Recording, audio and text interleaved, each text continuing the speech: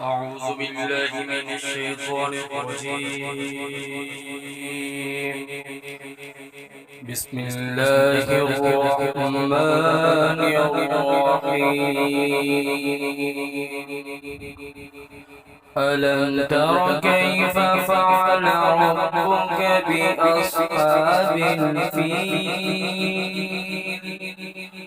ألم يجعل كيدهم في تضليل وأرسل عليهم طيرا أبابيل